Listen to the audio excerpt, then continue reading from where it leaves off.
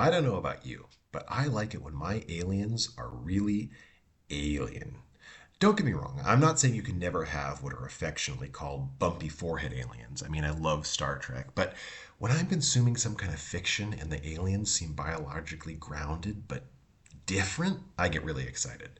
But it's really hard to implement that and still communicate culture and technology. You need some way to say, hey, this is an intelligent creature, not just some alien animal.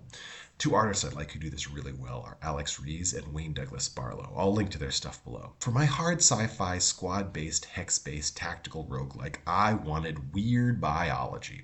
Now, why am I showing you all this cool art when my game looks like this? Well, I want to have this sort of thing in mind when designing the systems. I tried to implement this in two ways, with senses and movement.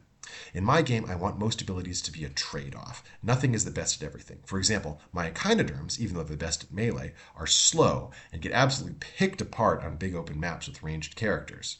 I want it to be the same way with senses. There's vision, which I toyed with the idea of using color vision as an enhancement, but I couldn't think of a good tactical advantage, so we just went with vision. Vision is good, but it's blocked by things like walls and smoke, and there are enhancements and equipment like metamaterial sheath that make you invisible to normal vision.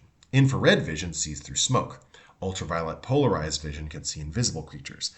On the other hand, hearing gives you a hint as to where enemies might be on the map. And echolocation works like all three vision modes put together, seeing invisible creatures, seeing through smoke, but it only works if you're in an atmosphere or a liquid, no good in a vacuum, in space. I really like electroreception, and I thought it should always work.